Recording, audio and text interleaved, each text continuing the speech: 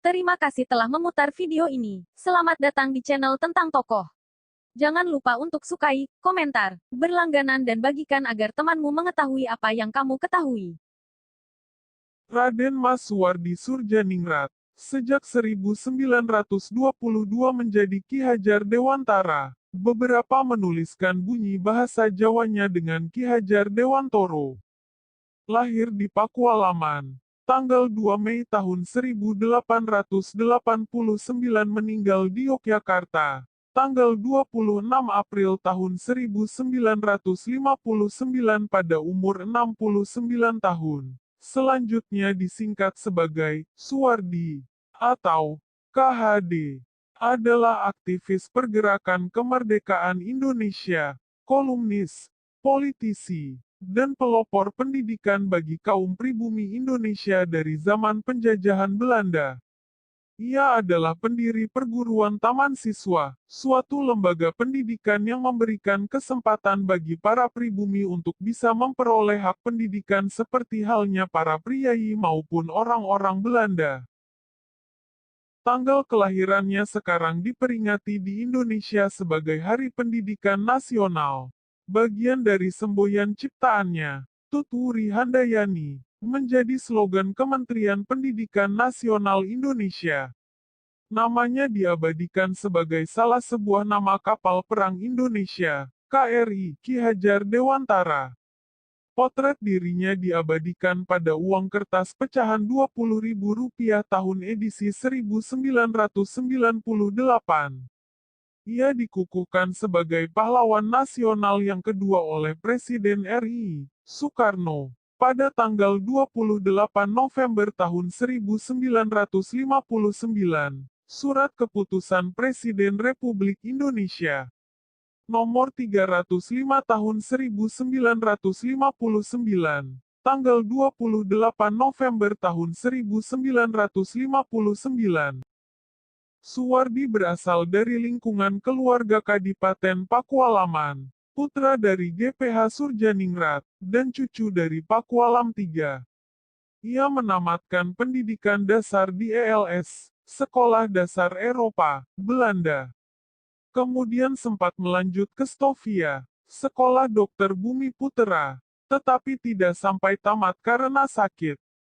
Kemudian ia bekerja sebagai penulis dan wartawan di beberapa surat kabar, antara lain, Sedio Tomo, Miden Java, The Express, Utusan Hindia, KOM Muda, Cahaja Timur, dan Pusara.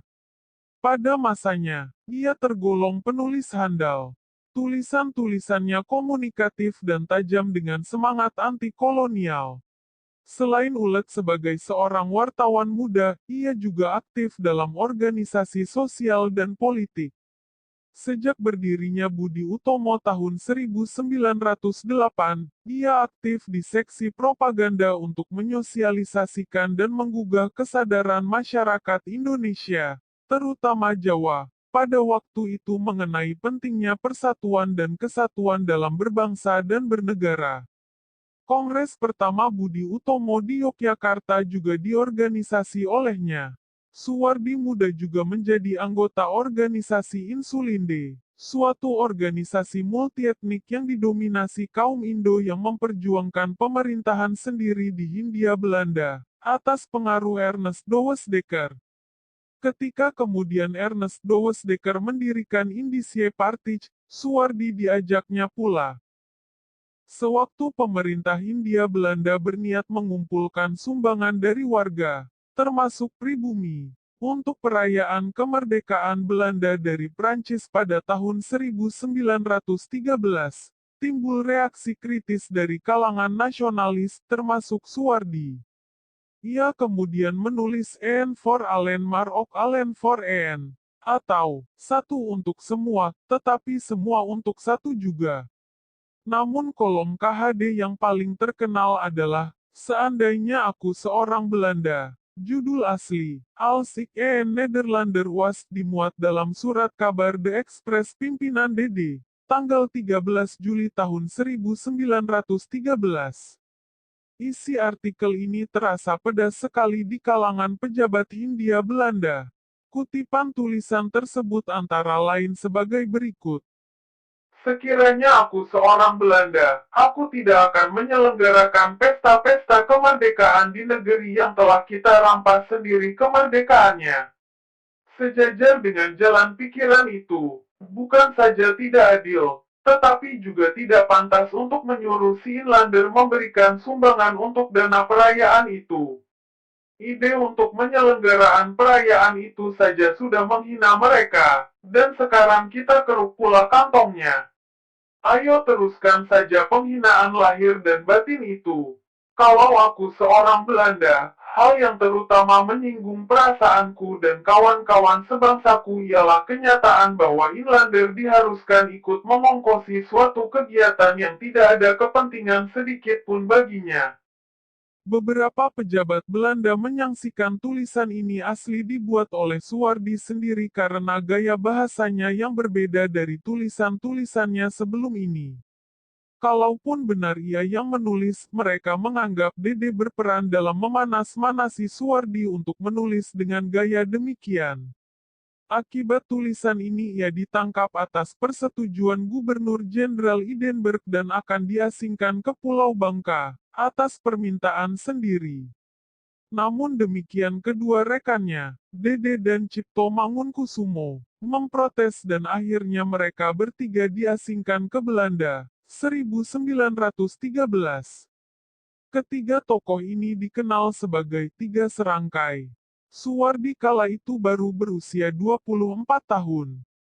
Dalam pengasingan di Belanda, Suwardi aktif dalam organisasi para pelajar asal Indonesia, Indische Vereniging, Perhimpunan Hindia.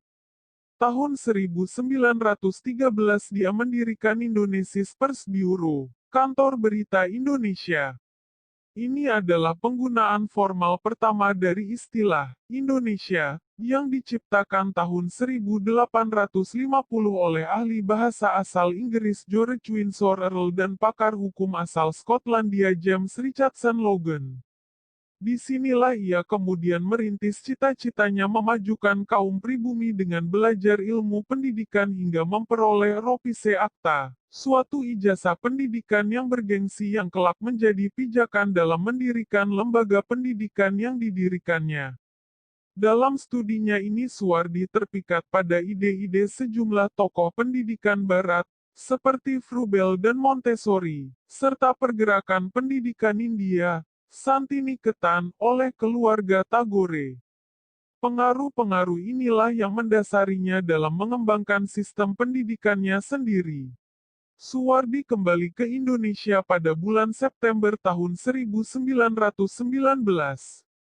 Segera kemudian ia bergabung dalam sekolah binaan saudaranya. Pengalaman mengajar ini kemudian digunakannya untuk mengembangkan konsep mengajar bagi sekolah yang ia dirikan pada tanggal 3 Juli tahun 1922, National Onderwijs Instituut Taman Siswa atau Perguruan Nasional Taman Siswa. Saat ia genap berusia 40 tahun menurut hitungan penanggalan Jawa, ia mengganti namanya menjadi Ki Hajar Dewantara. Ia tidak lagi menggunakan gelar kebangsawanan di depan namanya.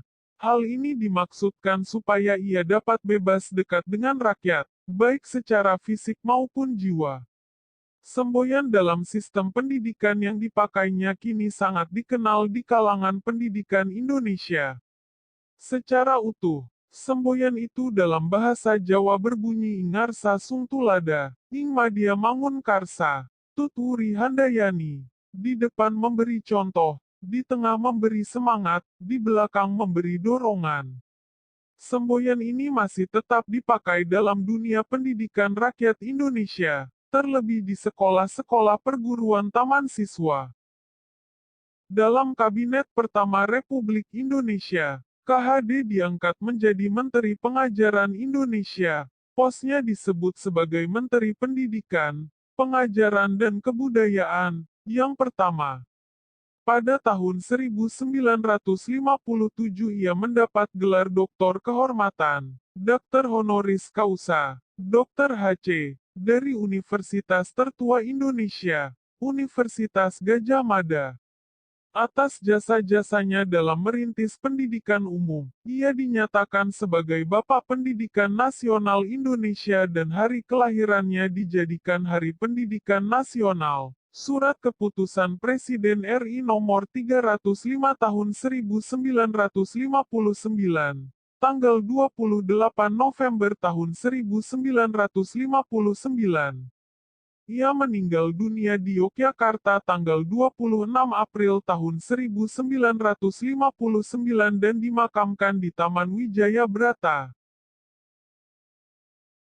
Terima kasih telah menonton salah satu video di channel tentang tokoh. Semoga bermanfaat, bisa menambah wawasan dan jangan lupa, jadilah seperti padi semakin berisi semakin merunduk. Sampai jumpa di video-video berikutnya dari tentang tokoh. Hatur nuhun pisan.